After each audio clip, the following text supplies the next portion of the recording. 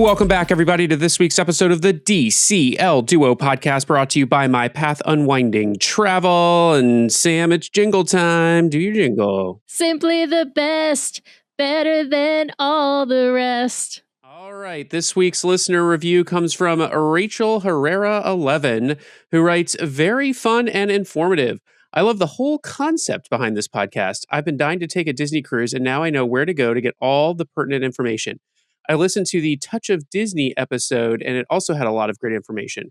Brian and Samantha are my go-to podcasters for everything Disney cruises. They give the good, the bad, and everything in between. I value their opinion. Well, thank you for that review, Rachel. We really, really appreciate it. I think that's Rachel, who we had on our show very early on in the podcast, who's actually a former cast member who maybe was friends with a Disney princess or two, and now is actually like a makeup artist in LA. She's awesome. Yes. Well, I hope you're still out there listening, Rachel, and you can hear your review right on the air. For all of you out there listening, just a quick reminder I give every week that one of the easiest ways to help support the show, head over to Apple Podcasts, hit those 5 stars. And if you leave us a written 5-star review, we will read it on the air at the top of one of our main episodes. And as I've taken to saying more recently, we know people are listening to us on Spotify or watching us on YouTube. So many different places you can listen to or watch podcasts these days. So if you're on a different platform than Apple Podcasts, they all have rating systems. If it's popcorn buckets, if it's thumbs up, if it's hearts, if it's, I don't know, teddy bears, Stars, give them like all Apple. to us. We give them all to us. Yes, yes. And we will help us reach more people, because the higher rated we are when somebody searches for something Disney related, or of course, if they search Disney cruise related, we should pop up immediately. But if they are sort of more general cruise focused or just more general Disney focused, if you give us those 5 stars, then we're more likely to show up in someone's search. All right. Sam, I'm going to throw it back to you to introduce our guests and our fun topic for today. So take it away. All right. I'm super excited because this is one of our favorite guests, but he's brought his sister with him as well today, all the way from Amsterdam. We are welcoming back to the show, Jason. Welcome back, Jason. Hey, Sam. Hey, Brian. It's so nice to be back with you guys. So nice to have you back. And he's brought his sister all the way from Oregon. Welcome to the show, Paris. Hi, thanks for inviting me. Yeah, we're super excited to have you both on. For those who don't remember, we've had Jason on 2 or 3 times, I think, at this point. I know we've covered Concierge with him, his first time sailing in Concierge. We've covered a couple different ships, but today we're going to be covering the Disney Treasure, a 7-night cruise. I think this was your first 7-night cruise, Jason. Is that right? Yes, that's right. Everything else has been on the shorter side of things, and finally dipping your toe into longer cruise. Jason, why don't you remind folks of what your cruising creds and Disney background are, and then we'll throw it over to Paris to talk to her about that too. Yeah, sounds good. So this was my 3rd cruise ever and 3rd Disney cruise. 2 years ago, we sailed Concierge on the Wish.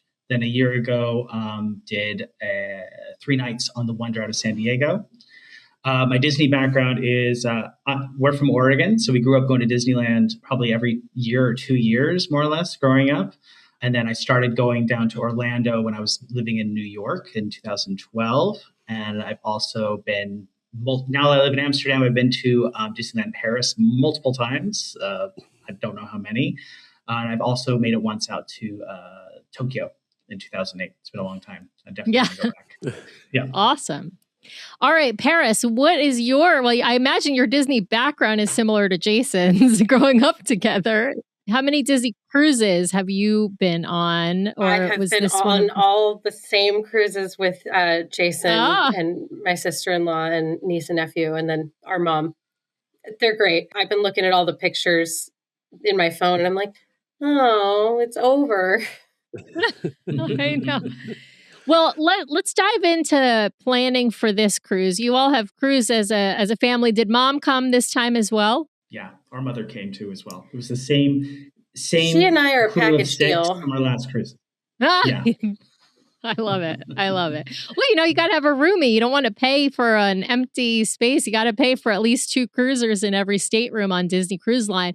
It's, most of the cruise lines are based on double occupancy. There are a couple of cruise lines where you can get a single occupancy rate, but Disney Cruise Line, unfortunately or fortunately, depending upon your point of view, requires you to pay for 2 cruisers in every stateroom. And so, obviously, if you are sailing, it's nice to have somebody to split that cost with.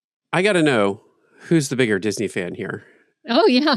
My brother. Probably me. Okay. Probably.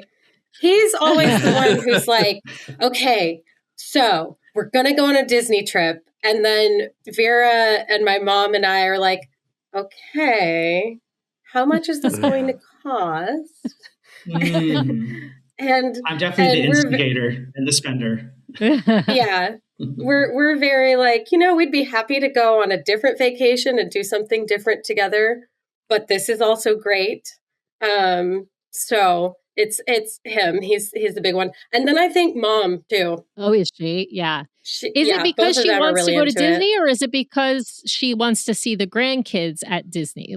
So she grew up in Eugene, Oregon, and went to Disney with her family as well. And she always talks about how much cheaper it was, and how when they had they had tickets, and their mom would make them save their tickets, but they would always end up with leftover tickets at the end of the day and be like, we didn't go in.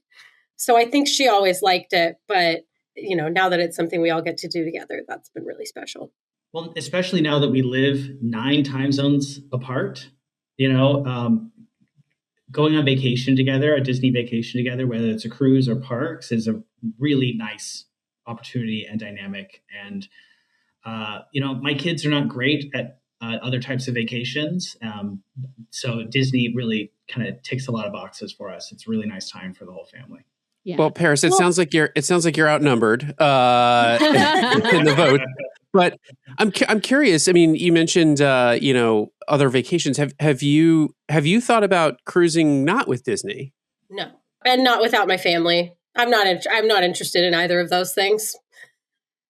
I think maybe if the kids get older and I'm reaching a retirement stage in my life and they don't want to go on the cruise or something, maybe investigating. But definitely none of us are interested in trying to find like a budget cruise option just so that we can go on a cruise, right? Like, I think I read some YouTube comments, different people talking about they've sailed on different lines, and they're like, you do pay a little bit more for Disney, but you also get what you pay for. Now, Jason, how did you convince them all this time to take a 7-night cruise as opposed to one of those shorter cruises that you've been able to convince them on before? Well, honestly, it wasn't that difficult. 2 years ago, we did 4 nights Concierge on the Wish, and we all agreed that it was way too short, that none of us were ready to get off the ship. None of us wanted to leave. So that really planted the seed. At that point, the Treasure was under construction. We knew it was on the horizon. It was launching at the end of 24, I think. So that's really, this trip was 2 years in the making. We said, okay, we want Concierge again. There's a new ship. Let's do the new ship. And let's do definitely much longer than 4 nights. Now, on the planning side of things, Jason, do you take on the bulk of the planning, or does somebody else jump in at that stage once the cruise has been chosen? I do all the planning, more or less. I involve and consult. I provide options. But as I provide the options, I also say, by the way, this is the one that I think we should do. I love that. Paris, is this accurate? For the most part. Well, Mom is the Disney Vacation Club title owner. It's this great dynamic. I love this dynamic.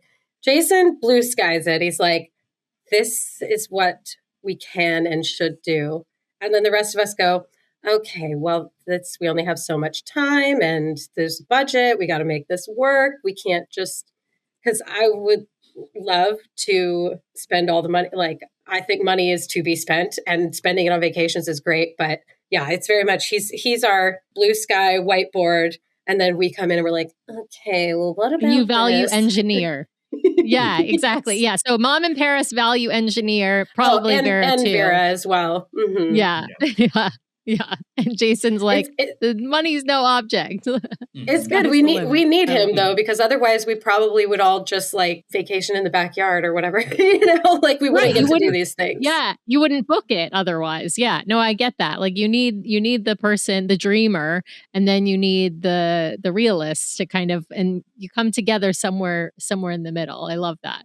All right. Well, you guys booked Concierge. What kinds of staterooms did you book for this trip in Concierge? So we had two adjoining or connecting family staterooms, family veranda staterooms. Perfect. So your family of 4 in one and Paris and mom in the other? That's right, yeah. And it works out really great because we open that connecting door and then my son Casper, who turned 12 on this cruise, he sleeps in one of the bunks over there and we open up the veranda between the rooms and it kind of just becomes a more or less big ensuite kind of thing for all 6 of us. Yeah. Then there's no fighting over that bunk bed, right? Because then each kid, if they want it, can have a bunk bed. I love that. That's perfect. All right. Well, for the planning side of things, were there certain things you wanted to book in terms of, I don't know, excursions, I know you booked adult dining, drink tastings, any of that sort of stuff you want, and maybe a cabana because you were going to Castaway for a 7-night cruise. Yeah. So what were the things you were looking to book? I imagine you didn't have any difficulty booking because you're sending that email to Shoreside Concierge at 130 days, or is it? Yeah, something like that. Yeah. So because of the 7-night cruise, this also allowed us to do our first shore port adventures other than Castaway Cay. So this was the first cruise of the 3 we've done that we got off the ship at each of the port stops and did things. So that's a first. And I did book those through Concierge. And then we also got a cabana, a Mickey Minnie Cabana, which we should talk about. We should definitely talk about that. We'll get there. Other stuff that you booked in advance? My wife and I did Enchanté also for the first time. I booked a Royal Gathering just in case. We do it every time. So I book it just in case. You never know. What else? Oh, we booked lots of things. We did the pirate makeovers for the kids. Oh, fun. Yeah, which we'd never done before. Those are always, I love the makeup jobs that they do on the kids when they have this like beard and all. It's just kind of hilarious. It's super cute. Yeah. And then also great. Honestly, it was like movie magic makeup. It was so good. Yeah, they did. And the photos turned out awesome. I also, on top of the activities and excursions, so we didn't do any tastings. We talked about it and we've done them on the past cruises, but we're paying for happy hour in the concierge bar. Like the best tasting is right there. And we have it every day for 5 hours. So we knew, we feel like pros at this point. We're getting close. We knew better than to spend more to drink more in another bar at an inconvenient time of the day. So we did a lot of drinking in the concierge bar and spending a lot of time in the concierge lounge. But I'd also sent ahead of time a long list of requests to Concierge Shoreside. So it was also, we had 2 birthdays on this cruise. And I think it's the and a half. Yeah. My mom's, my nephews and my birthday are all at the end of April. Exactly. So Casper and Paris both had their birthdays on the ship. And then our mom's birthday, grandma's birthday was the week before we got on the ship. Yeah. So I had some special requests for that. I informed the team like their birthdays. And so they gave us birthday cake towels in the rooms, which was super nice for each of those days. And then also, of course, birthday buttons. And the concierge team knew it was their birthday, knew it was Casper's birthday, and wished him happy birthday all day. Yeah. So they're fun things like that. And then also in this long list of requests, I requested, I had done a lot of listening to your episodes and watching a lot of things on YouTube. So I knew to request the sodas and drinks that we wanted, of course. But also I requested robes for the kids. That was a new one that I know. So that was a big hit. Both the kids really enjoyed the kids' robes. Yeah, they're adorable. And it's like just kind of fun to see your kids like lounging around the room in their Disney Cruise Line robes. It's one of those like it's just an experience. It's super cute. I really think every time Casper went back to the room, he threw on the robe. I'm pretty sure it was used daily, which was really cute. And then also I submitted a request ahead of time for a meal accommodation. So my son Casper is on the autism spectrum, and one thing that he really struggles with is making decisions, especially at dinner time. If he's hungry or tired, decision making is overwhelming, can be overwhelming. So I thought for this cruise, okay, I just would really like it. We're also vegetarian, our family. My family of four is vegetarian. So I requested for them to always have an Impossible Burger, which he likes and enjoys, just to always have it as a choice at dinner. So no matter what, if he doesn't like the menu or can't decide what's on the menu, he'll know ahead of time that he can always fall back on that. And what I learned from the Concierge Shoreside team is that they bumped me over to a special request services team, which was interesting. And I had to send the special request services team. First of all, I couldn't do it too far in advance. It had to be within 30 days. And then I had to also send them a photo of the food item that I wanted them to purchase to have on board. I couldn't just tell them buy Impossible Burgers. I had to send them a picture of the product from like a grocery store website so that they would know. And this is great care. It was also a bit weird, but it shows Disney taking great care to provide service of giving you what you want. So it was all done through email, and it worked. They were ready when we got on board. They knew that he needed his Impossible Burger option every night at dinner, and they were able to accommodate that. That's awesome. I haven't heard like the sort of the technical way of how that's worked before, and I think that's great. It does sound a little weird that you need to send a picture. On the other hand, better that they ask you to send a picture than they get the wrong thing, right? Like that's the whole point of sending the picture, is so that they actually get the product that you're requesting. What they're doing is putting it, like they're putting it into their ordering queue, right? So like they're probably provisioning 30 days out, and they want to make sure if that thing is available, they get the exact thing you want. And if not, then they're probably going to respond back with, well, here's what we can get. Do any of these work, right? So yeah. That's great. And that's super smart. I think anyone who has a child or a family member who has any kind of like food issues, I'm going to just call them food issues, whether that be allergies, food preferences, particularities, right? Like you can make those requests through special services and they will do their best to meet them. And so if your child like needs to have like a peanut butter and jelly sandwich for dinner every night, they will have that available for you every night. It's just a matter of you may have to make that request. And some requests you can just make on board. If it's something that they normally provision, you can just make that request with your serving team on that first night, or go and talk to the dining folks that first day before dinner. That's the best way to do it, is to make sure it's sort of done it at some point in advance, even if it's on board. But if it's a item that you're not sure if they actually stock, then you've got to do that ahead of time through special services. That's super, super smart. My guess is they do place some limits on the preferencing piece of that, Sam, though. Of course. Yeah. It's not just I only like this kind of cheese, provision this cheese. It's generally disability related, whether that be an allergy or, autism or what have you. So, yeah. All right. Well, let's dive in. You're traveling from afar. Both of you technically traveling from afar to Orlando. I know you're smart cruisers. You're not traveling the day of your cruise. How far in advance did you travel to Orlando, and where did you all stay pre-cruise? Paris, I'll throw this one to you. Yeah, we did this one very different. On our past two cruises, I think we did like one night in a hotel, then we would go on the cruise, and then we would come back, and then the next day we would go and hit the parks. And after our last cruise in California on the Wonder, kind of twofold. My mom and I got sick on the Wonder, so the parks, we were sick the whole time, had a cold. And then it also was just like the cruise can be really leisurely and relaxing. And then to come back and be like, all right, now we're going to do all day and all night at Disneyland. So we decided to do the parks first. So what we did a week, and we did Universal Studios this time. And in order to take advantage of some of the perks of the luxury hotel, but also not break the bank, we hopped hotels 3 times or 2 times. Wow. Yeah. We stayed in 3 different hotels. So 3 different hotels. Yeah. Well, I mean, I get it. There are some benefits, but that's a lot of hotel moving, especially with 2 kids, in tow. And an old lady. So, yeah, and an old lady. But I do think you've learned your lesson. So I'm going to congratulate you all. You've learned your lesson. Parks, we always tell people parks first, then cruise, not cruise, then parks.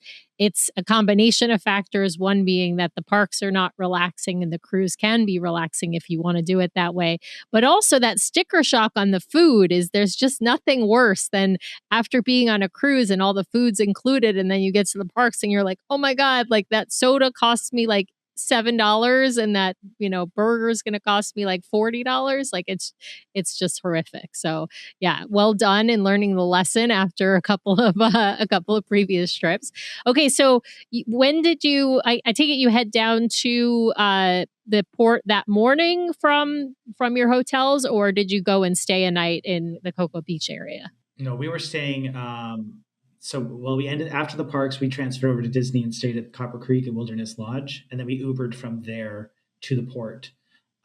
This was the first time that we didn't use Disney. Well, yeah, that we didn't use Disney transportation to get to Port Canaveral, and it was great. I loved that we Ubered because we actually got there earlier, and as a concierge guest, we got there on time to board. Whereas 2 years ago on the Wish, yeah, the bus transportation from Disney got us there like a few minutes after they had already started boarding concierge, and it felt very rushed and busy. So this was nice to get there earlier. Yeah, I think if you are sailing concierge, I think private transportation is generally the better option because you can get there as early as you want to be there, right? I think that the Disney transportation is great for people who have lower Castaway Club status or no Castaway Club status, because you'll actually get an earlier, port arrival time than if you were to use private transportation. So it's kind of that balance. And then, of course, you got to figure out, what's the most cost effective. And generally, the larger your party is, the more cost effective private transportation is. A small party, you're only paying for like 2 people. Disney transportation might be the more cost effective way. So, all right. So you get there, you get through how did the boarding process go? This is your second time sailing out of Port Canaveral. And of course you get to go into the concierge sort of lounge space at the port terminal. But how did the boarding process go? Yeah, I think it went pretty smoothly. The only hiccups were our mother, could not find her boarding. What is it called? The boarding pass? Like the QR. Yeah. The QR code and all that for herself and for Paris. This happened 2 years ago on the Wish as well. We're all on iOS. She's on Android, a septuagenarian trying to find something on her Android phone that none of us know how to use or help her. It was messy. And I just couldn't believe it that it happened. The same thing happened 2 years ago, that we were there trying to get onto the board and she couldn't find it. And we couldn't find it in her email either. But luckily it was fine. They checked her and it was fine. She didn't need it. They told us they just needed the stateroom number. Yeah.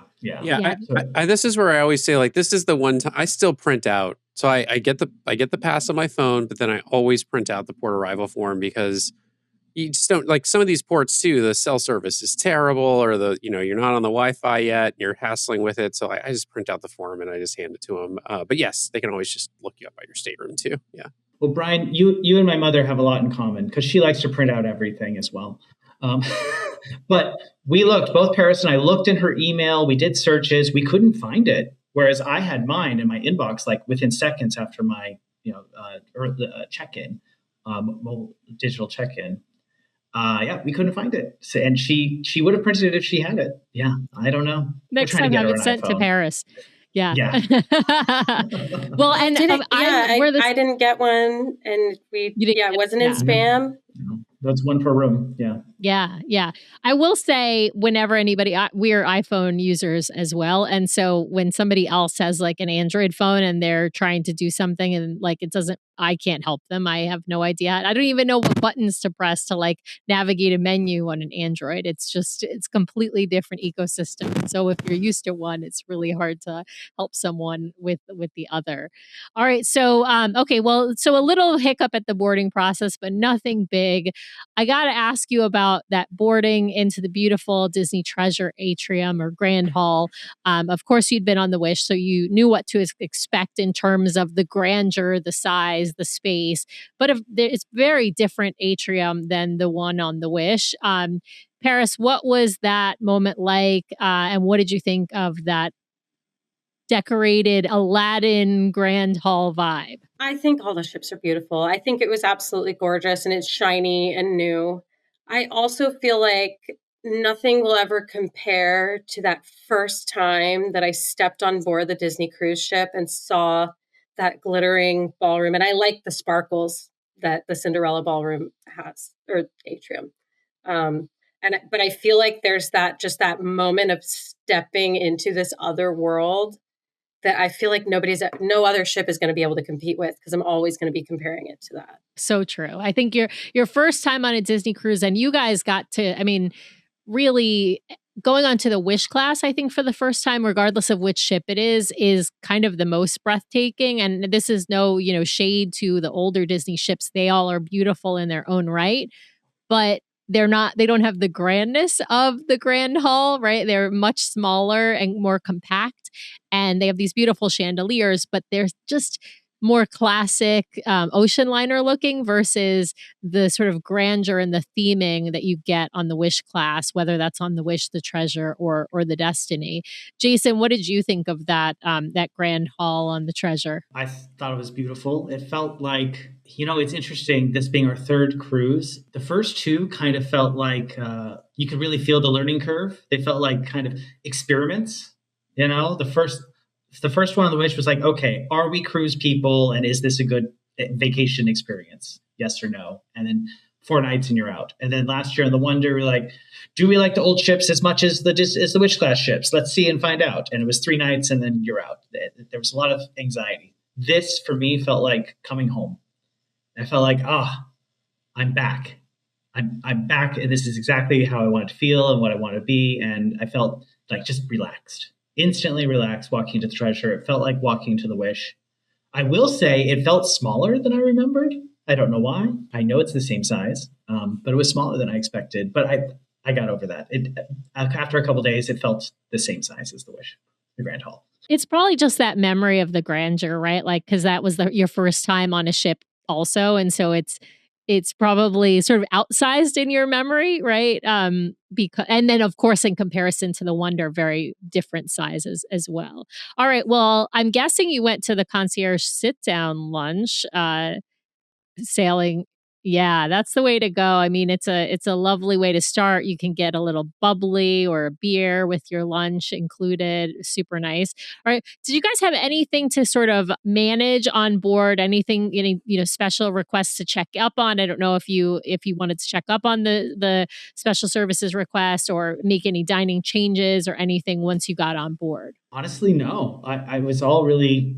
I had confirmation from shoreside that the concierge team had received all the requests, and I wasn't going to really fuss about any of it until after the lunch we went to the concierge lounge, and then I would check and see if things are. But you know what? I just kind of just let it all go and say, okay, let's just see what happens. Let's see what gets delivered against my punch list. I love it. I have to say, the one thing that is really nice is when you do have any kind of special request and you happen to be staying concierge, you're just dealing with the concierge team. You don't have to deal with guest services. You don't have to deal with any other department. They are your liaison to every other department, which is just a really nice perk.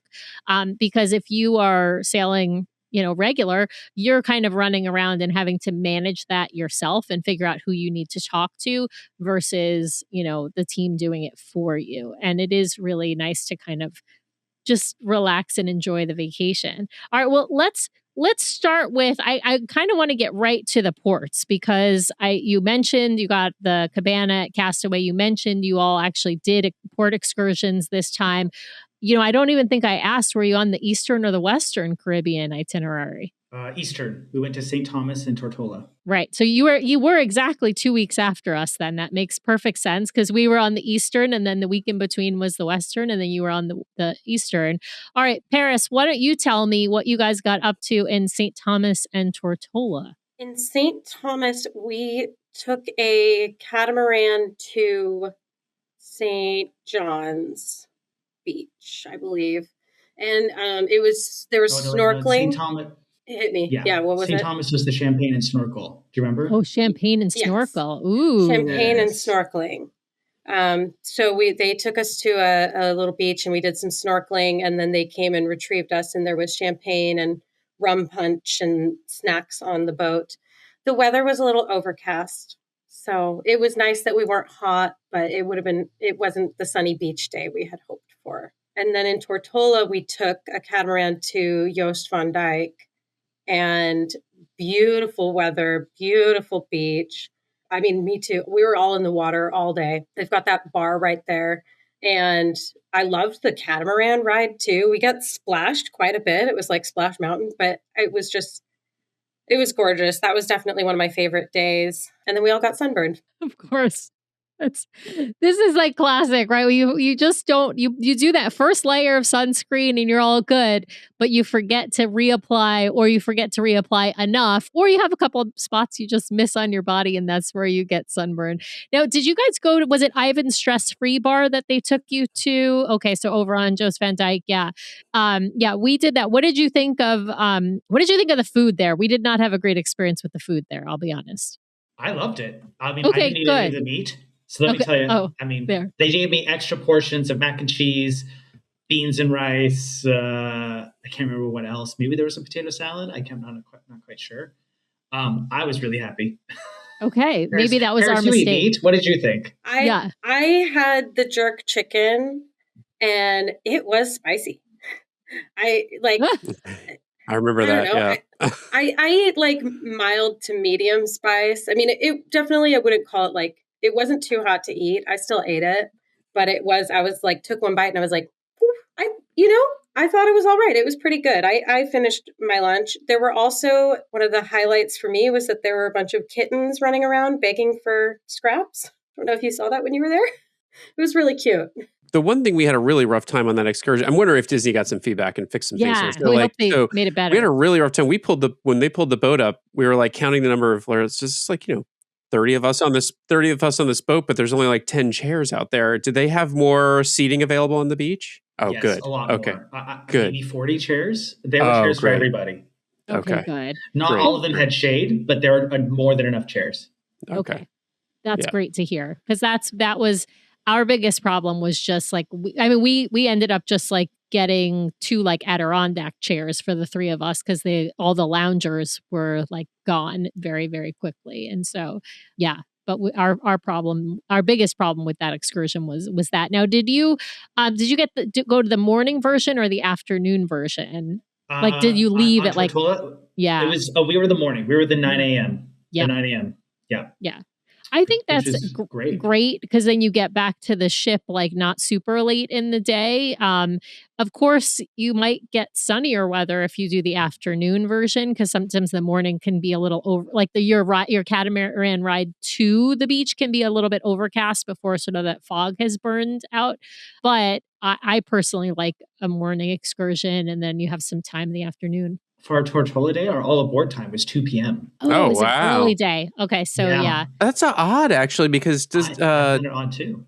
Yeah. Oh, I guess was Tortola your first stop or your second stop? Second. Okay, so they needed the extra time to get you back up to Castaway. Ours was flipped around. So St.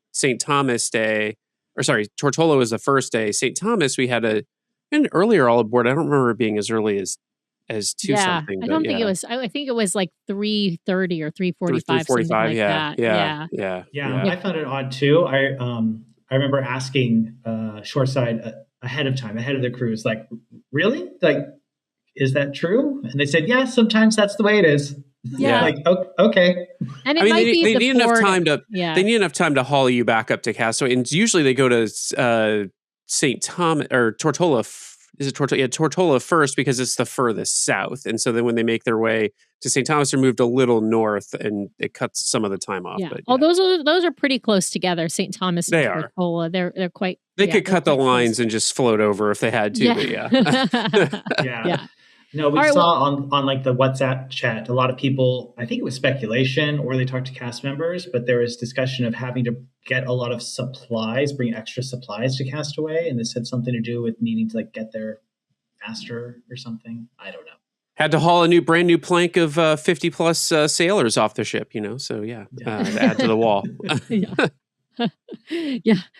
All right. Well, let's talk about Castaway. You mentioned getting the Mickey and Minnie Cove Cabanas. I know you guys had gotten a cabana before, but it was one of the older, the now called Sandcastle Cabanas. And so this time you opted for Mickey and Minnie Cabana. You would have had pretty much your pick of the litter at that point, being doing that concierge sailing. What did you think of those cabanas in comparison to the Sandcastle, and of course the location?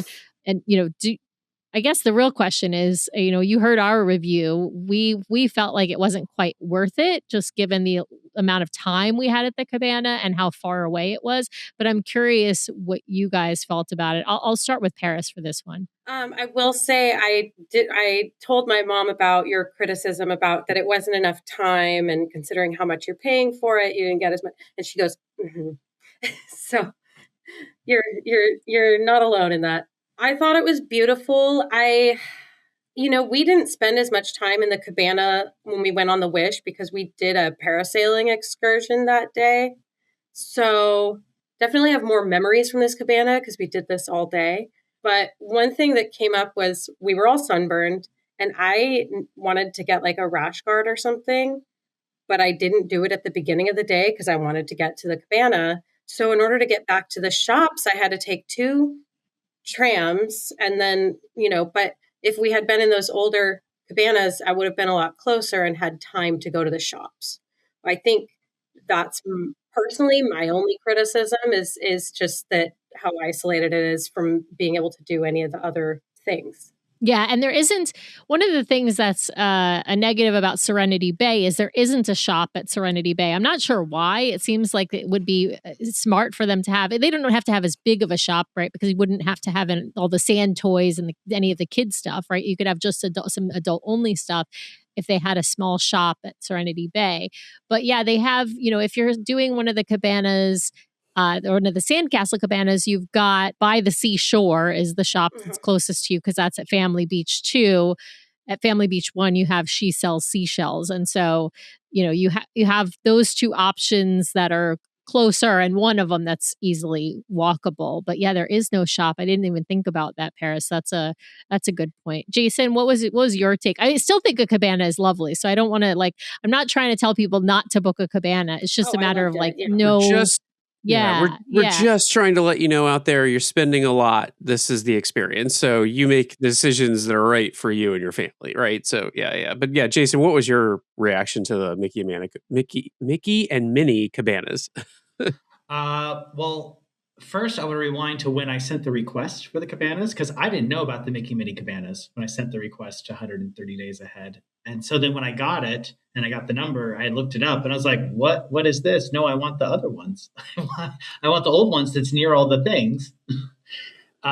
So I wrote and requested Sandcastle Cabanas, and I thought they maybe could just put me on a waiting list, but they wouldn't. They said, no, we're not doing waiting lists anymore. So that was surprising. They told me I would need to check with the concierge team when I got on board to see if they're kind of managing it manually, but there is no waiting list for, I think, either specifically to get a Sandcastle or a Mickey and Minnie. It's not operating that way. So I did request that on board with Concierge. And I was surprised because Brian, a couple years ago, you had left a tip to program the email through Google to go at 1 minute past the deadline, right? 12:01 a.m., let's say. So I did that, and I still didn't get the Sandcastle Cabanas. They were all booked within that minute before my request was received, apparently.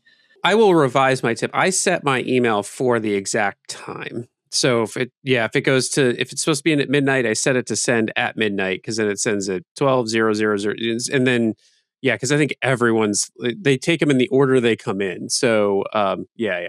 I was scared of it coming in a minute too early, especially since hey, I'm in Europe. Maybe it needs a little extra time, or it'll be too fast. Who knows? You never know. I feel like with the digital age, we're all operating on the same exact clock all the time. So yeah, I queue mine up. Usually I do it a week before, and I just set it to delay send for the specific time. The one tip I will give is I have been traveling before and have had to think about what time zone is this email coming from? Or I need to go in and adjust the time zone in the email software. So it's like send it at 12 o'clock or 9 p.m. Pacific time or 12 a.m. Eastern time, right? So yeah. Right. Double check, right? But remember when you are putting this on your phone or your phone or computer is currently set to whatever your local time is, and if you're traveling, it's not your normal local time, it's whatever local time you're sending from. So when you set that email, to send, right? Delayed send, make sure you're selecting midnight Eastern time for whatever that day is so that you don't get screwy with the time zones. It can be very confusing when I'm doing that count back of 130 days or 123 days or whatever, depending upon our booking window. It's always, I literally like triple check it because I know I don't want to, we're on Pacific time. And so it's the day before, but at 9 p.m., not midnight on the day of, right? So very confusing. Yeah, But no more Cabana, wait lists. beautiful. Yeah. No more wait lists, unfortunately. I'm not sure how much they were doing, to be perfectly candid. I'm not sure that they were really doing them effectively before. On board, they do. I think they may have been doing them pretty effectively before, Sam, because I think the no waitlist thing may be their way where we now see more and more people going on. I snagged a cabana or a cabana became available. It's like someone from Concierge canceling. But there have been times where people have been able to do that before, though. That's why I'm saying I just don't know. Yeah, I just far fewer than what I've heard recently. So yeah. But I do think on board is your best. If you're sailing Concierge, your best bet is on board for either making a change or snagging a cabana if you weren't able to get one. And your mileage is just going to vary by how full your sailing is, and your sailing being, still in April, so still spring break sort of time, although later in the sort of in that. But if Concierge was full, then you're going to have more of those cabanas full, and of course, the other levels of cruisers will grab them as well. All right. Well, so it sounds like a great day on Castaway, but dealing with some sunburn. So maybe actually taking the benefit of that cabana more so in the sense that you have extra shade. Let's move back onto the ship and talk about some of those experiences on board. Jason, I think you mentioned early on one of the things you did take advantage of was the concierge lounge and not paying for those drink tastings. I got to ask, now this is your first time getting to experience all of the food in the concierge lounge, because of course you have those offerings on the Wish, but on 3 nights you don't really get to experience all that much of it. You got, hot breakfast, you got lunch items, you've got dinner items, and then everything else in the case. Did you guys take advantage of that lounge and the food and drink offerings there more on this cruise than on your previous sailings? I think so. We definitely ate breakfast every morning in the lounge. That it was our go-to. We didn't have breakfast anywhere else. We only had breakfast in the lounge. Well, I didn't have any hot lunch or dinner items this cruise. I don't know, Paris, if you did lunch or dinner. No, I didn't. No. But lots of snacks. We ran back all the time. Just ended up somewhere else. Yeah.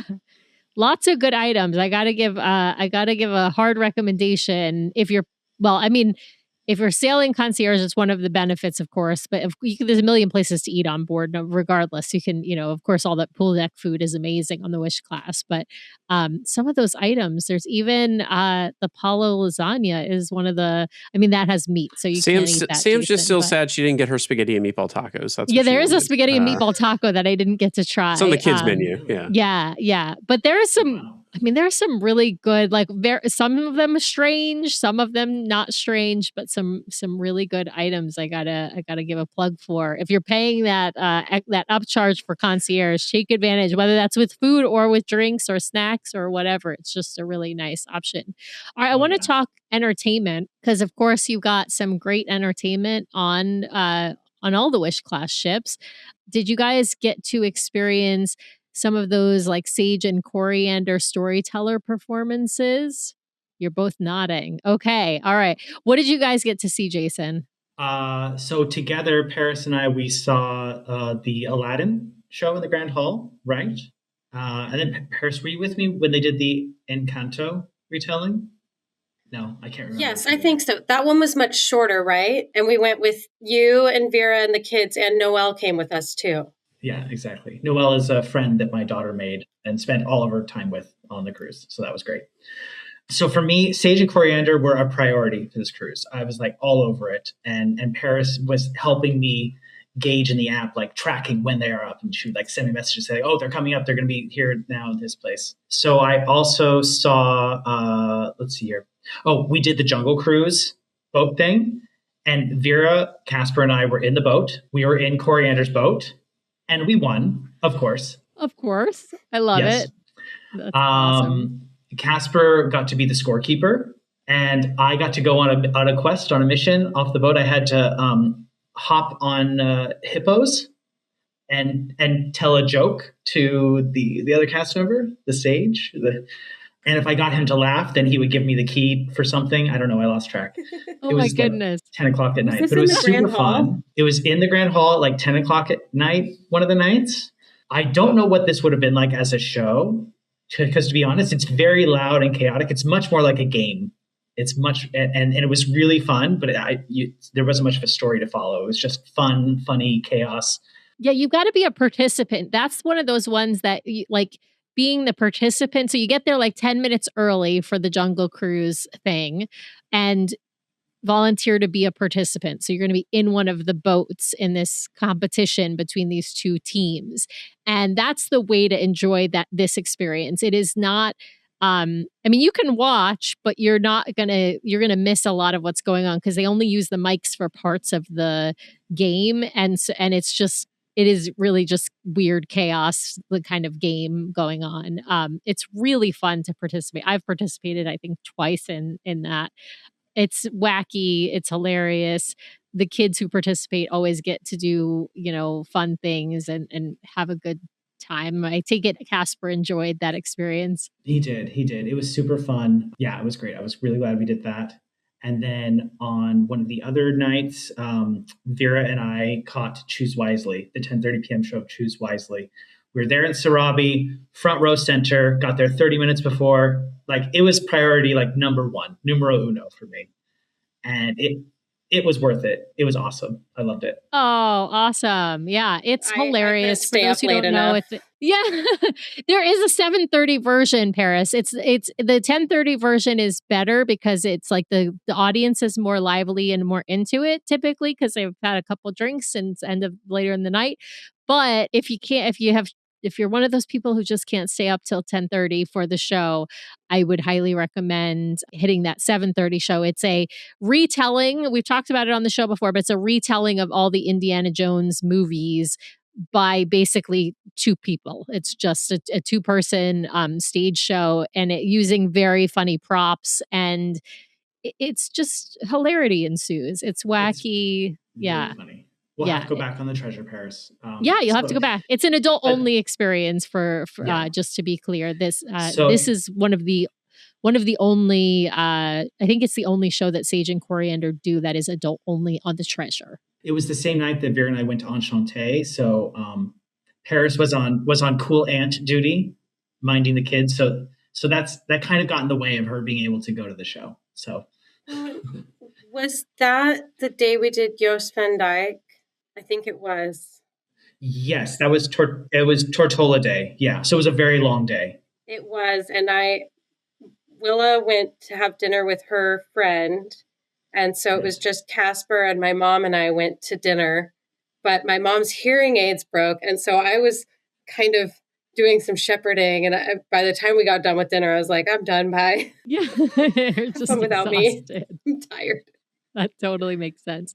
What about the stage shows, Paris? Let's cover those with you. Did you guys go to? You've got Seize the Adventure, Beauty and the Beast, and Tale of Moana. It's probably I've gotten the order wrong. It was probably Seize the Adventure, then A Tale of Moana, and then Beauty and the Beast is my guess. That's how they typically do it. But did you go to all the shows? And if so, what did you think of them? We did. I didn't go to Beauty and the Beast. We had just gotten back from Castaway Cay and we had to pack all of our suitcases. And I couldn't sit still in a show when I knew there were suitcases that needed to be packed. And I heard that it was on the TV. I didn't even know it was on the TV. So I didn't see that one, but we did see Seize the Adventure. And I'm sure Jason told you in the past that we both cry. So it was like by the end of that first number, we're big criers for theater and movies. Yeah, and the rest of our family just looks at us. Like, I'm like, there's something wrong with you guys. But yeah, by the end of that first number, was it with Merida, Elsa, and who's the third that's in that? Is that Moana? Anyway, by the end of that first number, we were just like, Moana. It was Moana. Yeah. Yes, yeah, that was really moving. Even Casper loved that number. I liked it more than I did on The Wish, and I couldn't tell you why. And then we saw Moana, and when they transformed that puppet, it was just like, and you could hear the crowd go, whoa, magical. Casper was hooting and hollering, jumping out of his seat. When it was time to applaud, he instantly stood up and like I have never seen him enjoy anything as much as he enjoyed this show. It was like the best thing he'd ever seen. Enthusiastic. And he came over and hugged Jason. He's like, "Thank you for the biggest hug." Yeah, he was just floored by Tale of Moana. He told me it was the best thing he'd ever seen, and couldn't believe it. I was really touched and surprised by his reaction. I was like, "Okay, Disney, take my money. Let's get that placeholder. Let's go. Let's Here you go, Mickey. All my money. Here you go. Oh my God." I love that. I love that Casper loved it too, because I love it. So like, I mean, that moment is, for those who don't know, there's this big puppet and it transforms from Taka to Tafiti. And that's all I'll say. Because I don't even, it's Disney magic, the way that they do it. It's just like brilliant. And it is, of course, it's the end of the show, and it's this incredible moment. And everybody is clapping and excited, but it's beautiful. It's really gorgeous and visually stunning and just amazing. It's a marvel. Yeah, I love that. Fantastic. All right. Well, Jason, I know you went to see Beauty and the Beast, young Padawan. Jason follows all my advice, running around after Sage and Coriander, going to see all the shows. You know, he is a dutiful student of the DCL Duo podcast. So tell me, what did you think of Beauty and the Beast? I thought it was fantastic. It was great. I have seen Beauty and the Beast on Broadway, so it wasn't quite that, but it was wonderful. Definitely better than all the Beauty and the Beast stage shows I've seen in the parks over the years. And the Be Our Guest number was outstanding. Like, I didn't want it to stop, and they make it extra long, of course. Yeah. But even so, like, I was like, keep it going. Like, that definitely got the biggest applause.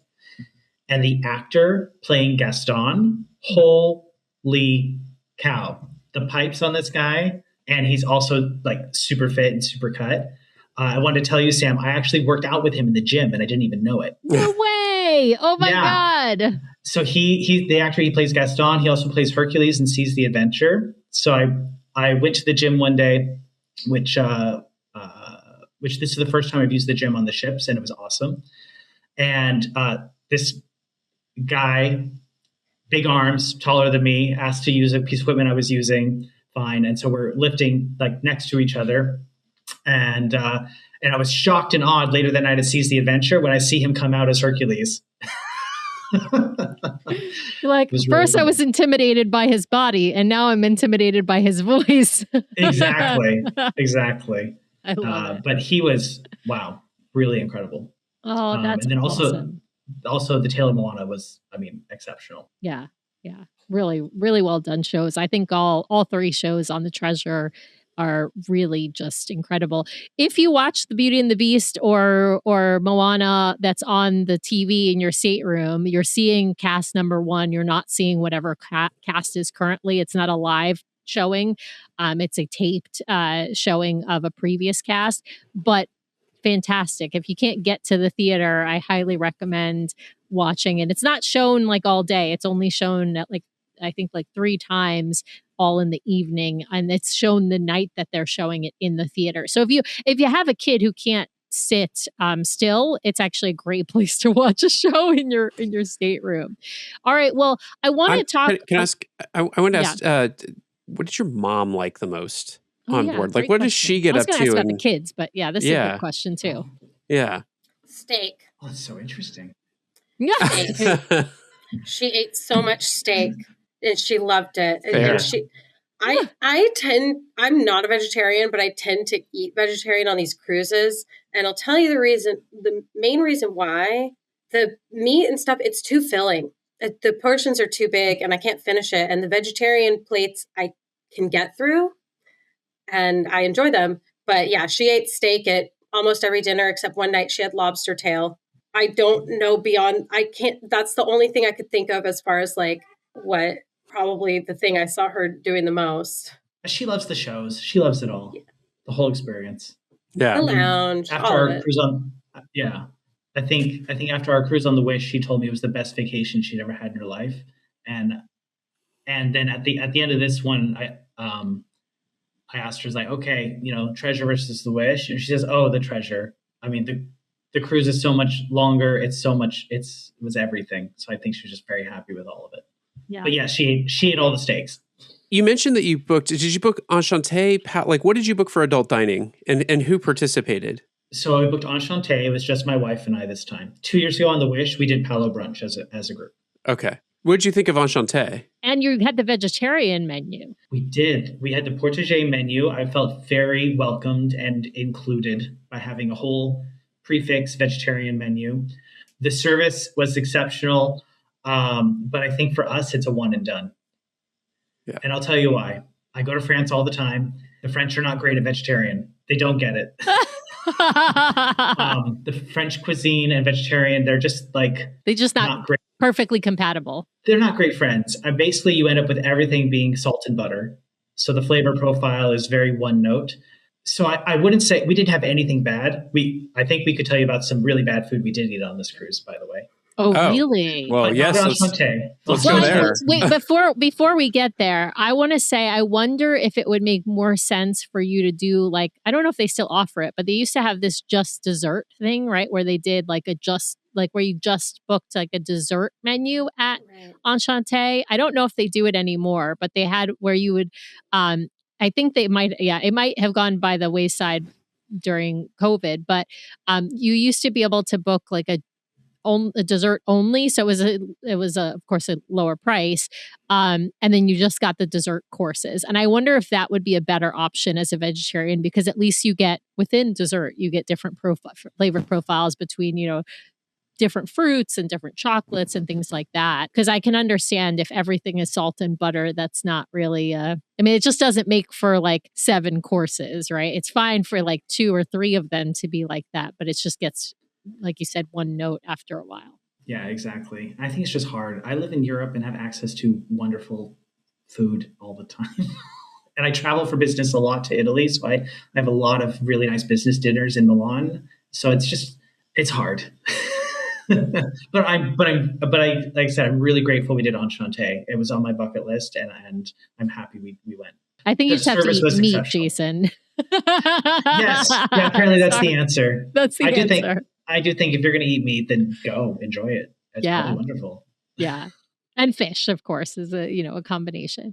Okay, so we got to ask you about. We like to ask about the good, bad, the ugly, right? We talk about the good stuff, but we don't want to, we don't want to gloss over. Sometimes you don't get great food, or sometimes the service maybe doesn't meet certain standards. What were the things that maybe didn't meet Disney's standards? I think we have to talk about second night at the Marvel restaurant. Oh, really? My favorite dish is on that menu. I gotta warn you. My favorite, the salmon dish that I have there is excellent. I don't know if it's overcooked, it's terrible, but So we didn't order that, but this was, it's 2 things on World of Marvel Night 2. This was our first time doing World of Marvel Night 2. Very quickly, I will say we were really looking forward to the new show, but our hot take is that there wasn't enough show. Like, we really expected a lot more Groot and Rocket, and it's very limited. You're sitting there doing mostly trivia for an hour. That's true. You're 100% not right. Enough Groot and Rocket. The problem is they went too far the opposite direction of night 1, right? Night 1 is like a little too much show, and then night 2 is just too little show. It's like there's not a great balance. They went, I think, both of them are a little bit too far. I think the night 2 is better because it's a little bit less interrupting, but I think they're also trying to be somewhat responsive. There's plenty of guests who have sort of said, hey, can we just have a family dinner that's not overpowered by your show? So it's like, it's kind of a damned if you do, damned if you don't situation. But yeah.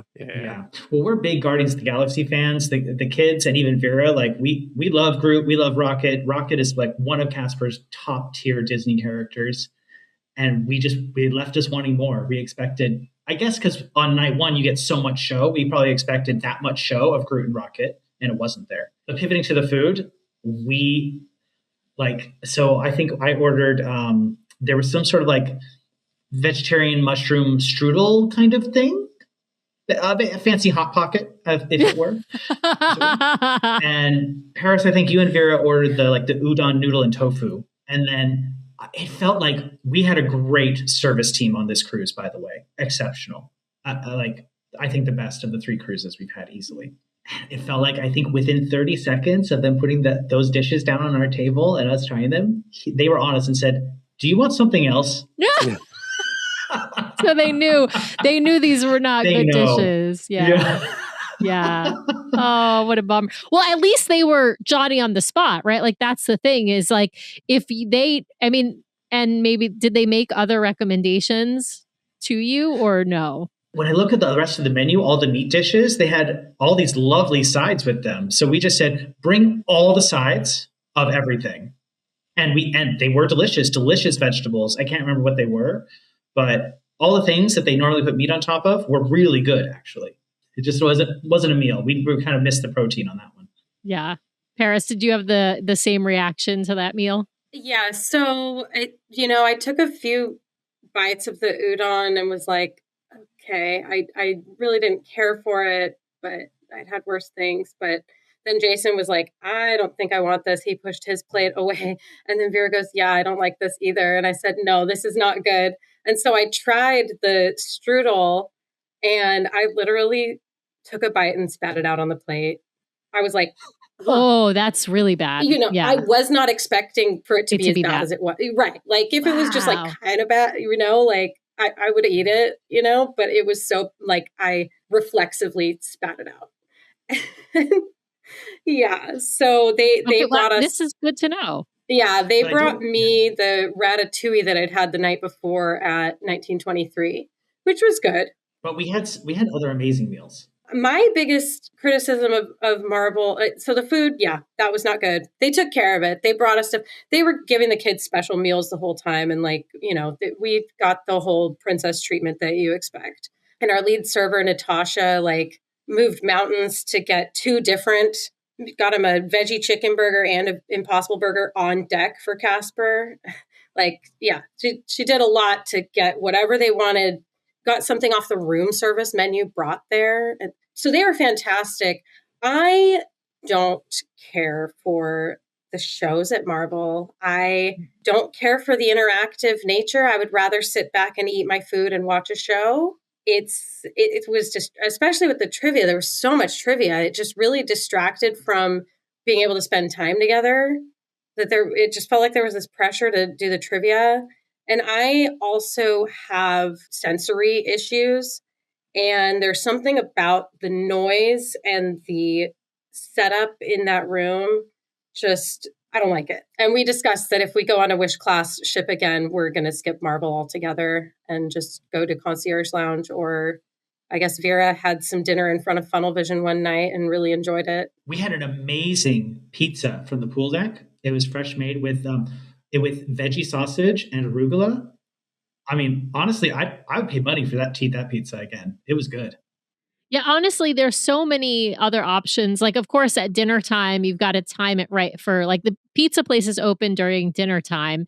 The other places actually close right before then, right? So not all of them, but this Mickey Smokestack and Donald's Cantina both close at 6 p.m. typically. And so if you are wanting them for dinner, you got to grab it early right before they close.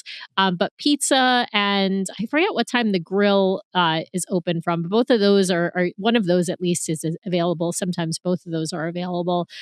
There's great stuff there. If you're staying concierge, of course, you can go to the lounge and get food there.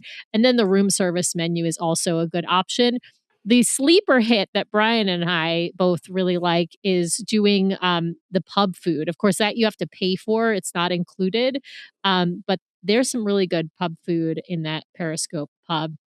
One place we didn't touch on, I want to ask you, because this is the one place that's different from the Wish, which is Coco. I got to ask how you guys enjoyed the show and the food there. I'm particularly curious about the vegetarian food there, Jason. Incredible. Amazing. Fantastic. Especially night 2 at Coco. So I did request for us to have our last dinner be at Coco because I wanted like that just super sweet, cathartic dinner moment on the last night. And boy, did they deliver. And the food was amazing. Guacamole, amazing. I think did I have enchiladas? I can't remember now. It was maybe we had a fantastic meal at 1923 one night, and then the Coco night 2, I think, was the other standout rotation meal that we had, especially as vegetarian. Super, super happy. And the show was super touching. And being concierge, we had a table right next to the stage. So, we really got the full experience. It was wonderful. The princess treatment, as I like to call it. All right. Well, I want to ask about the kids. That's rounding out the. Yeah, you brought them with you, right? They came, right? Okay. So you got. Although I have to wonder why we keep bringing them sometimes. I know. I mean, it's because it's. They frown on leaving children alone for multiple days. I mean, I don't know. Just like set out some newspaper and some cereal. They'll be fine, right? No, but I'm curious about Willa and Casper's experience. It sounds like food-wise was very good because your servers took really good care of them and making sure they were accommodated. But I'm curious about like the kids club and other experiences. You mentioned Willa making a friend. I know she's kids club age, and I know that Casper is edge age, just like our son Nathan is. I'm curious as to whether or not either of them use the kids club, use edge, and sort of what their experience on board looked like. Jason. Yeah. So my kids are really not big kids club kids, much to my disappointment. I think this is the first cruise that I just fully accepted it and said, it's fine. We got to stop trying. But they did both go for a little bit at different times. So here's another example of where I took your advice, Sam. I had reached out on the Facebook group ahead of the cruise and solicited friends for my kids. And I got them. So Willa made a friend, Noelle. We did a FaceTime before the cruise and they got to meet, and they were basically inseparable the whole cruise. They did go to the kids club on the first few days. They went to the kids club a bit, but then I think after that, they just we let them free roam, with a phone. They had a phone and we had set check-in times. So we saw them frequently and they would always follow through on the check-in time. They're always there right on time. And we had, all the parents had each other's numbers. We were WhatsApping each other. It went off flawless. We'd also made some other friends, actually a Dutch family. They live in the Netherlands. We met them on the Facebook group. We had them over to our house a few weeks before the cruise, got to know them.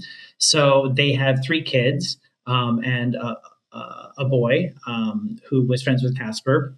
They got on pretty well the first couple days, but then they kind of fell out a little bit, but it was okay. I think the friend is 2 years younger and was on the cusp. He could go to the kids club still, and he really enjoyed going to the kids club. And Casper was not going to do that. So this is why we bring Grandma and cool Aunt Paris, because Casper gets to hang out with them too. I got jealous with the kids with how much Willa was hanging out with Noelle. I was like, oh, okay, I guess she doesn't like me anymore. You've been replaced, Paris. You've been replaced. You've been replaced by a child. It doesn't take much. I didn't mind having Casper hang out with me. And I will say too, I told Natasha on her last night and stuff, I really feel like Casper had the best week of his entire life. Like he seemed so moved and had such a good time. Not everything's perfect all the time, but he really, I think, got a lot out of this trip. I would agree. I think the other cruises being short and being new ships, that comes with certain expectations and anxieties, even for children. The Treasure being the same layout as the Wish. So we already knew where everything was instantly the moment we walked on. And we were in Concierge again. We actually booked the same concierge rooms that we had on the Wish. They were the exact same stateroom numbers. So it really felt like, I think, coming home and having the extra time, the 7 nights, really benefited Casper in a way that he was able to be calm and relaxed and enjoy himself, I think, the most. Even though he says he loves all the cruises, I think this one was probably the best for him. Yeah, he had enough time to kind of get used to it, and that was actually really smart to book the same stateroom. I mean, if you can, we actually are kind of creatures of habit. We like to book either the same stateroom or in the same kind of location for every cruise, even as long as it's the same class of ship, we'll book that either that same room or one off if that one's not available. So I do think that can help anyone, but especially kids with sensory issues and who might take a little bit more to get comfortable. I think that's, it's a really smart tip that I would give to anyone. Whatever you can do to get your kid more comfortable from the get-go, do that. If that's watching videos ahead of time, do that. If that's staying in the same stateroom or close to the same stateroom, or same category of stateroom, do that, right? These are the things that will make your vacation a lot more enjoyable. And because if your kids are relaxed and happy, it's a lot easier as an adult to be relaxed and happy. And I think it's awesome that Aunt Paris and Grandma could be there because you guys live so far away. And so to be able to have, that time together and be able to, that way, Jason, you and Vera get a little bit of date night time, but Paris and Grandma get time with the kids. That's a really lovely thing about traveling with family as well. Now, is there anything we missed before we? Paris has never been subject to a rapid fire round here on the show, so I think it's about that time. But have we missed anything that happened on the cruise, or it was memorable or remarkable about this sailing? I think maybe we should talk about churro waffles. Oh my gosh. And I had them both days. Yes. She's a pro. So we have yes, we have maybe two churro. Yeah, Paris has notes. Paris, you go first, and then I'll share the other churro waffle anecdote. I will say we did churro waffles in Concierge were on Tuesday, and then the Marceline Market were on Thursday. And so we had them on Concierge on Tuesday, and they were fresh and so good. But then I went to Marceline Market on Thursday. I was just up early. Nobody else was. I was just like, they were there. I'm going to go get them. And they're not made fresh, and they're not cold, but just compared to having already had them freshly placed on a plate versus in a tray in the heat lamp was not as good. They're delightful though. And I will add, we almost didn't get to have any Concierge churro Mickey waffles. This was our St. Thomas Day, and our port adventure call time was 7:45 in the morning. And we're not really morning people, our family. Not really, no. So we were up on time and trying to get everybody out the door. The goal was to get to the lounge by 7:15, so then we have at least 30 minutes to have breakfast and then to get downstairs to, I can't remember where we needed to be. I think it was Worlds of Marvel actually was our gathering point that morning. So no one was ready. I got to the lounge. I ran to the lounge 7:25, 7:30, and they're all there. It's great. The churro waffles are being set on everybody else's tables, but you have to order them. And the Concierge Lounge on the Wish class has warm food, but it is not fast food. It's not. It takes time, and time is one thing I did not have. So I told the host what was going on. I said, Our port adventure call time is at 7:45. We have to be downstairs. I know it's churro waffle day. I need to have those churro waffles. They said, well, it's going to take 20 minutes. And I said, I've got 10.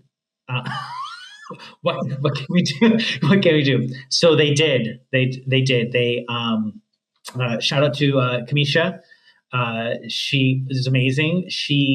They were on their walkie-talkies calling in a 911 for churro waffles for our party.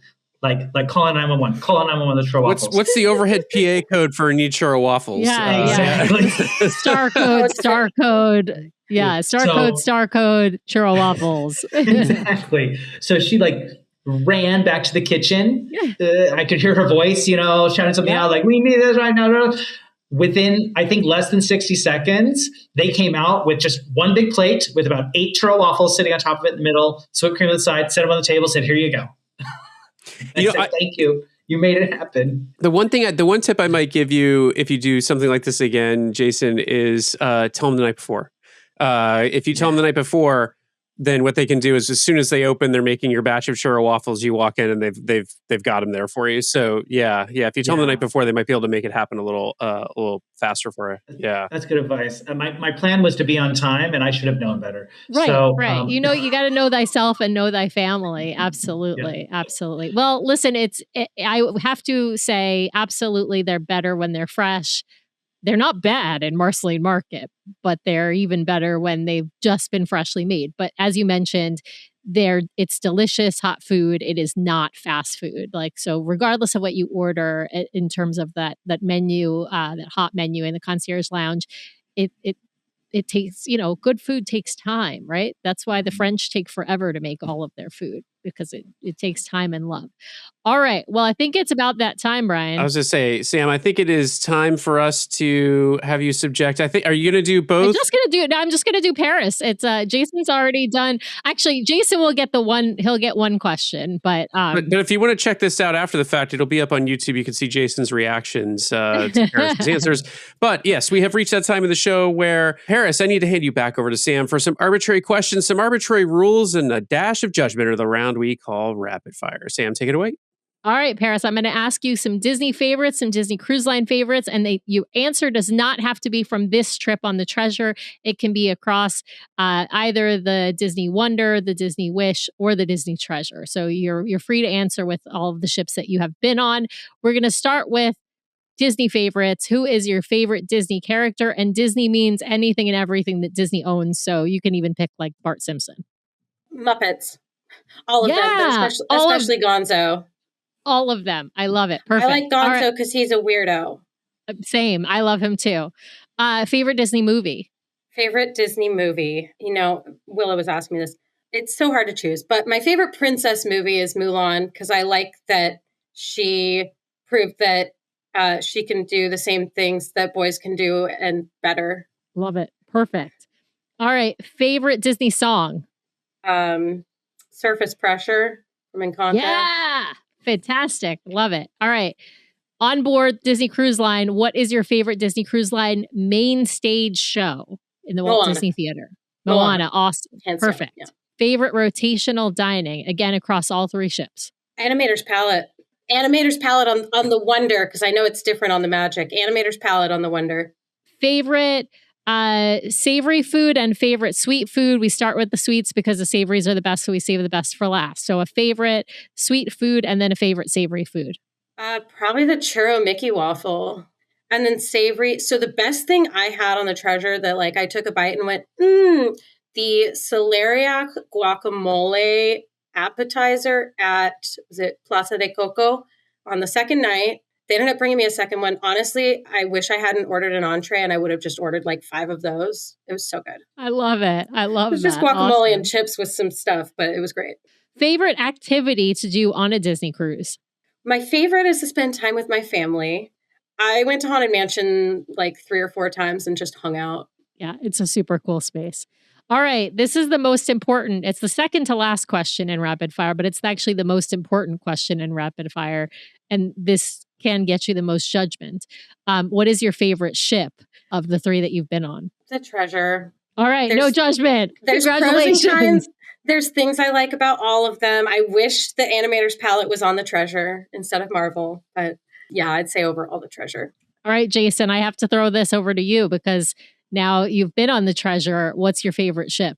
So the correct answer is the Treasure. That's right. Empirically, it is the Treasure. But I will say that we do not have agreement on this in our household. Vera has some hot takes. Oh, wow. Is she going to choose? I mean, the Wonder is a fantastic ship. So if she chooses the Wonder, she won't get judgment, but she will get judgment if she chooses the Wish. So I got to just put that out there. All right. Well, I'm not going to ask it because we got to have Vera on the show so that I can ask her directly and give her my judgment in person. Okay. So my last question, Paris, is your bucket list cruise. What I mean by that is if you could go anywhere in the world and it would be on a Disney ship. It doesn't have to even be someplace that Disney Cruise Line currently sails to. This is your like imaginary itinerary, and it just has to be someplace accessible by water. So where would you like to go? Either Australia or South America. Awesome. Both fantastic bucket list choices. Well, thank you for playing. You have passed with flying colors. You did not get any judgment, really, especially with that Gonzo answer came right out of left field, but it's like it might be the winner of today's rapid fire because I, of course, love the Muppets.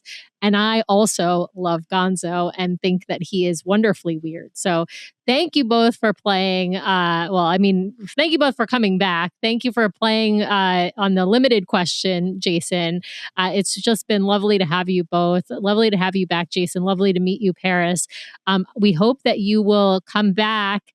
I know Brian wants to ask, so I'll end there. What's next, Jason? We are having a lot of discussions. It is not clear.